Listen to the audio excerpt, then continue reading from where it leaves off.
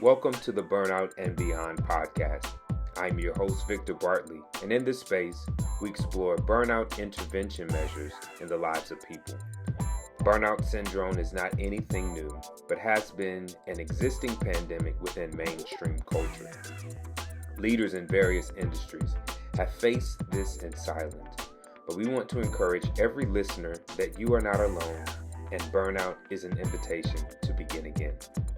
Today's episode is an incredibly relatable interview with the sage storyteller Robert Kennedy III. In this conversation, Rob invites us into his story and how burnout empowered him to lean into what was uncomfortable. Join the conversation as we grow beyond the burnout with Robert Kennedy III. Hello, and welcome again to another episode of Burnout and Beyond. I'm Victor Bartley, your host, and I am pleased to have you with us. But we have even a greater guest today that I want to introduce and welcome to the space. Robert, thank you so much for being here, man. I appreciate it, but I got to bring my theme music on. Hold on. Bring it in.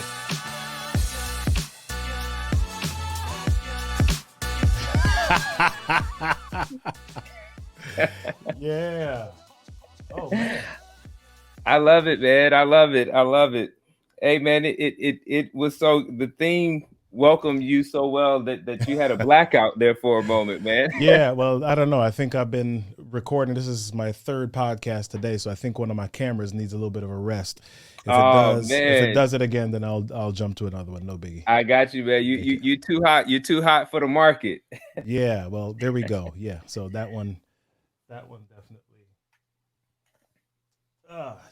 Probably needed a little bit of a rest. So we'll make man. This go. Okay, too easy, man. No, we're grateful to have you in the space, and we welcome you. We welcome you, man. Would you, for our audience who may or may not be familiar with you, would you give us just a 30-second commercial on who you are and what you do? Well, for the 30-second commercial, man, I'm a child of God. I'm a child of a pastor. I'm a husband. I am a father of 3, and I run a training company. We work with organizational leaders, helping them to deliver critical messages with confidence, helping them to tell stories that cause their team members to move. And I also work with small business owners who need to create greater visibility for their business, and we help them do that through storytelling on video. Wow. Storytelling, man. Wow, we all have a story to tell. Yeah. If you can go back in the annals of your journey, is there a story that stands out to you of your own experience with burnout? Man, well, I think the biggest thing is probably in church work here, where I was the minister of music for a church. And, as a minister of music, you have to do a lot of stuff. You got to do every musical program, the Christmas program, the Easter program, the diversity day, or whatever they call it, the diaspora program, all of the different programs. You got to do those things. Yeah. Make sure that all of the musicians are in place. Make sure the praise teams are in place. Make sure that everybody is on point, that you're connecting with the pastor through the week. And so all of that is, one of the times when I got to a place where I was starting to think, my gosh, I don't know if I want to do this. I don't feel like doing this anymore. You have these moments where you're like, that you are called to do certain things, that you've been gifted to do certain things, but you're like, you know what? I don't want to do this today. I don't. As a matter of fact, I want to move. I want to change states or something. So, when you get to a place with something that you've always loved, and I've always loved music. I've always loved playing. My wife laughs at me because I wasn't just the type of musician who bought CDs. It was like, I knew who the producers were. I knew who the bass player, the guitar player, the keyboard player, the background vocalists were.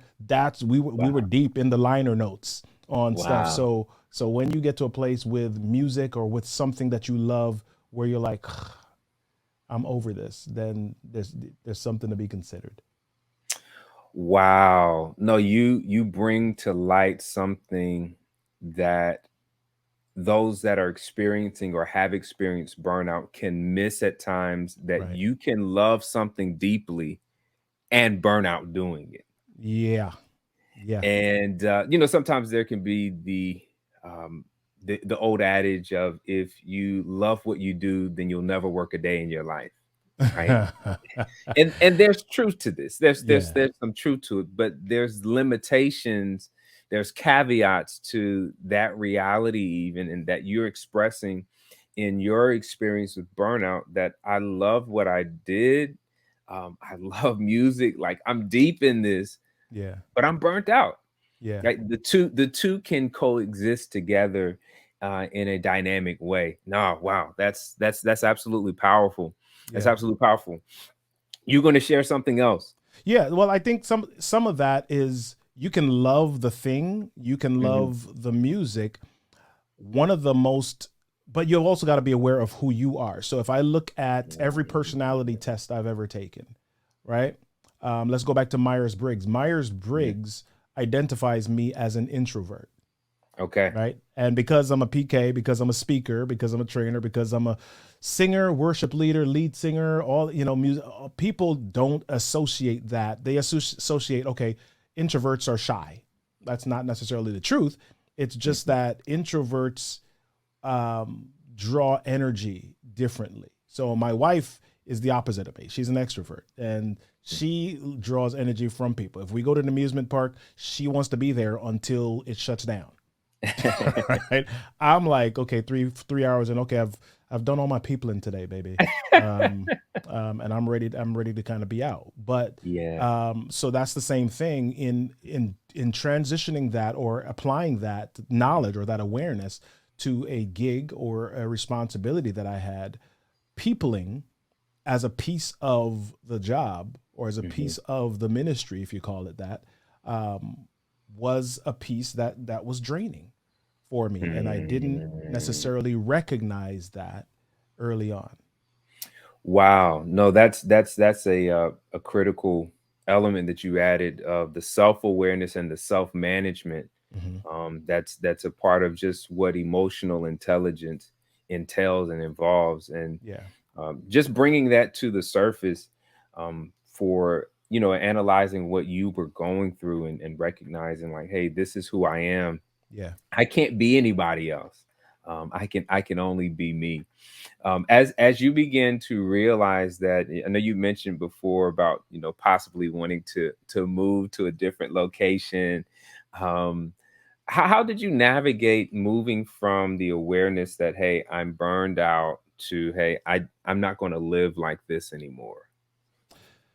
um well, I mean, truthfully, I had to take some time away. Okay. I had to take some time away from it, and step back into, okay, figuring out what were the things that I loved initially, and what was truly tiring me about Mhm. this. Was I losing love for this, Mhm. or was there something else at Mhm. play? And over the last few years with this pandemic, one of the things that's happened with people is that, they're at home, they're in spaces together, close quarters, and they're now starting to recognize that, oh my gosh, peopling is hard. Right? And so part of the challenge of this time is like, yeah, I used to love being around people at work, I used to love being around people at church or whatever, but then I get to go home, right? But Mhm. now you're around the same people all the time. And Mhm. so one of the things that I've had to do, especially over the last few years, is there are times where I have to intentionally withdraw, and I started to do a personal retreat a few times per Wow. year. And so I that love that. was, I literally, rented an Airbnb, and stayed for a couple of days, at least 24 hours and 2 nights, was what I did.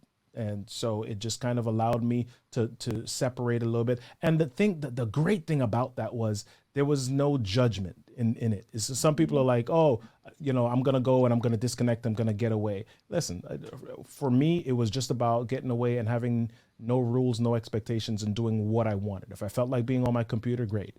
If I felt like walking outside, great. If I felt like just sleeping in bed, doing nothing, great. Yeah, but you got to be able to create some margin as well. No, I love that, man. I really love that concept of just coming aside and resting, like spontaneously being able to do it. Yeah. When you sense the need for that break. I also love what you also interjected, this idea of understanding the dynamics into what I do.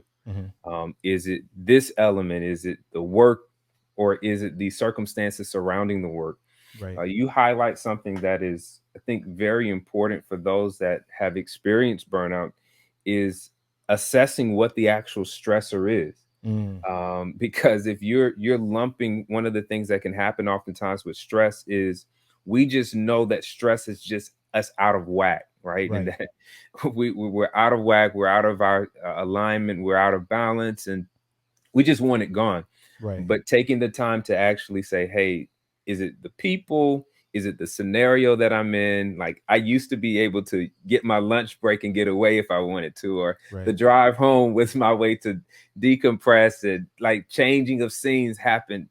Those were helpful elements to maintaining my balance. But now that I don't have that, how do I insert the balance that was previously there in order to maintain the health and the wellness that I previously had access to in the pre-pandemic world, so to speak. Yeah. So that word balance is a funny thing, right? A lot of times we think we equate balance with equilibrium, and they're not the same thing, right? So balance in the eyes of some people is like, okay, if I've got 7 things on my plate, I've got to adjust, or I've got to apply the same amount of space or time or energy and effort to each of those 7 things. And that's just not what our reality is. That's almost impossible for everybody to apply the same amount of time to family, to church, to just personal spiritual development, to work, to business, to dreams, to finance. It's almost impossible to do that. So it's, for me, when I think about a personal retreat, it's not necessarily a spontaneous thing. Okay. It is a planned thing where I say, okay, these are the weeks during my year that I'm going to do these things. And so, like, if I say that I have a personal retreat coming up on March 15th and it's February 21st and I'm feeling a certain way, there's a piece of me that is able to say, you know what? I got 2 more weeks.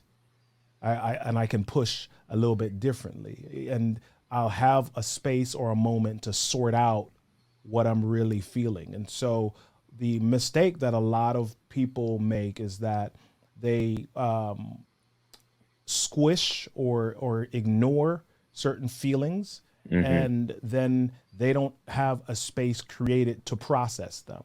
And so by the time they start to recognize certain things, it's a little bit late, because now it's starting to bubble up. It's coming to the surface. It's affecting, or it's coming out, maybe affecting the people that are close to you around you. And they're like, I don't like how you are. What's going on with you? So we've got to intentionally create that space. I mean, my wife is a big, like, vacation proponent. Every year, where we going she's starting to plan for the next year. If it wasn't for my wife, not that I wouldn't do vacation, but it would be kind of random. Right? But she's like, no, we're going every June before it gets busy in the season, and we're going here. And so I love it. Yeah, you got to have people in your space also that may be able to help you do that if that's not your strength.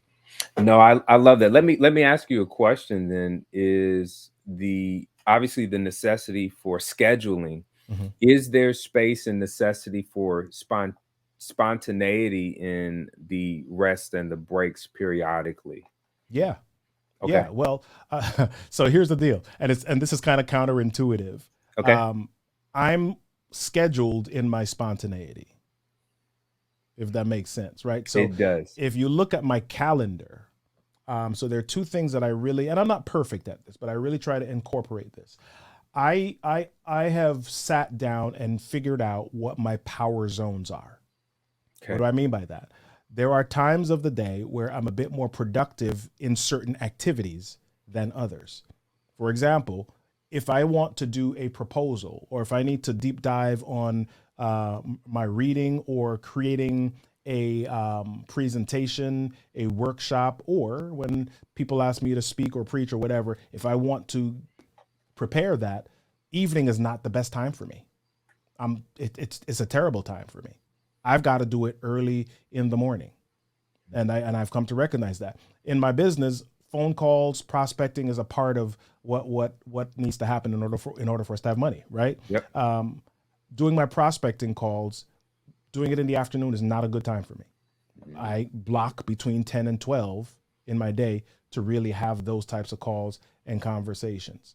So what do I do in the afternoon? Well, things that are a little bit more maybe creative or easy to do. So if I want to film videos and those types of things, if I want to create video content, if I want to have podcasts, if I want to, I do those in the afternoon. If I want to do interviews, I do those types of things in the afternoons. I can do trainings and workshops in the afternoon, but my best time is really in that mid-morning time for that. So as I've figured out my power zones, I've put those in my calendar. And then if you look at my calendar, there are literal times in my calendar where it's like different color and it says break. So I've got to create space in my calendar for those moments where I can do nothing. Man, that's powerful what you just shared. You probably could do a whole a little booklet or something on just that whole scheduling element that you just talked about, man, because that's extremely powerful. You tapped into what Jim Laurie calls the currency of high productivity, and that's your energy management. Yeah. If you can't manage your energy, like time management has its place, but your time management is affected by your ability to know where your power zones are, as you said, and know how to situate them in your schedule. If you have that greater flexibility, or if you don't have a greater flexibility, to know like, hey, what do I need to get done first in the day? Mm-hmm. Based on how my energy is, based on how I refuel, how I pace myself. Yeah. If I'm trying to keep up with the schedule without an awareness of that, then my time management will be greatly compromised. And so that's awesome to hear how you your system that's managed with the power zones, as you refer to them, within your schedule. Yeah, that's awesome. As an expert communicator and storyteller, for clients that have experienced burnout or are experiencing burnout, how are you encouraging them to leverage their story with stress? Wow, that's a big question. So, okay, I think you've got to navigate it first. Okay, right? You've got to be able to figure out how to get to a certain space in it. And one of the conversations, or one of the phrases that my wife and I share back and forth sometimes is give yourself grace, right? Give yourself permission to be messy. Give yourself permission to not be okay. Give yourself permission to not have the answer, right? So I think some of that comes from, some of it is people pleasing. And I think my wife and I have talked about, okay, like when you're in your teens and your 20s, and maybe even your early 30s, people ask you to do stuff and you're kind of like, you either do it or you try to find different reasons why you shouldn't do it or why you don't want to do it. Or and then when you get 40, people ask you to do stuff, you're like, I just don't want to. I don't feel like it.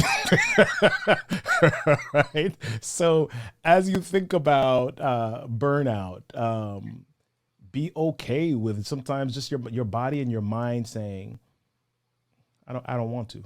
I don't want to. And then once you've said that, process, okay, why don't I really want to? What is it about this circumstance, this situation that is draining for me? What is it that's causing me to have this trigger or this negative feeling or this like, I don't, is it I don't want to period, or is I don't want to right now? What is that? So, go through the stages, kind of begin to process that. And then, again, the storyteller in me is once you've gone through that, turn it into a story. Use that as fodder for your next presentation, man. No, I absolutely love that. And I think in one of the conversations that we were having, you shared this nugget that I thought was powerful around just the idea of being a complete thought, being a full idea that we can lean into without needing to put a comma behind it, or it's like a full sentence. Yeah.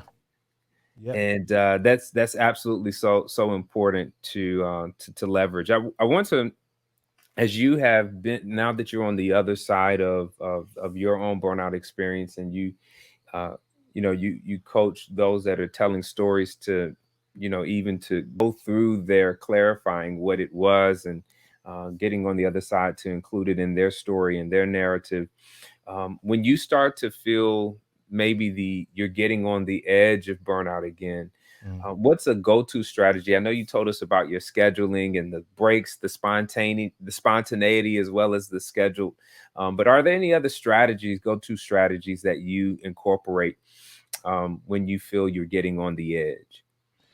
I mean, fresh air is always a good thing, right? I think one of the things that I look to do is, I may pick up and walk around my neighborhood, or I may just walk around the cul-de-sac. People think I'm crazy. Like, why is that dude walking in circles? I mean, you're the circle maker, man. Let them know you're the circle maker. Yeah, exactly.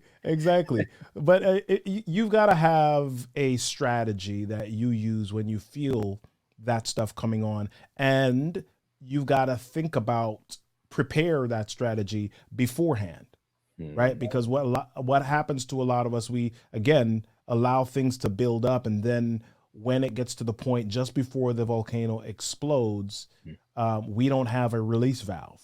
We don't have something that we've put in place to do certain things, and sometimes it calls for you to understand what that release valve is and share that with somebody who cares about you. So it might be that I'm getting to a certain place and my wife may be like, dude, you need to go take a walk. Get outside, get out of the office, get out. I could see it in your eyes. I could see it in your face. Your hands are twitching. I could feel it. So, your space, your people, your community, sharing that as well it can be a powerful reminder, a powerful way to access that release valve even before you recognize you may need it sometimes. Wow. No, that's awesome. That's awesome. So it's not a part of the preparing for the reality that stress is a part of life, that there may be times where it's piling up on me.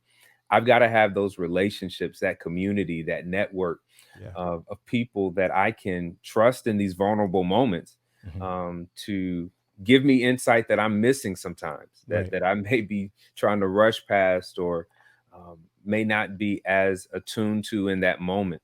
But them being a part of the story, being a part of your space in life, is pivotal and powerful.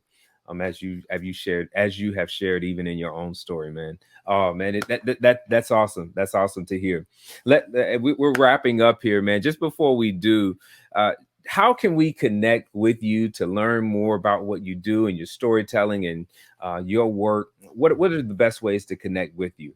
I try to make it easy. I'm Robert Kennedy 3 on all social platforms: LinkedIn, Facebook, Twitter, Instagram. Just opened up a TikTok account, but I'm not Robert Kennedy 3 there. I'm real Robert Kennedy 3 on TikTok. But we don't have much content there yet. So yeah, you can contact me there. I'm the founder of the Storytellers Growth Lab.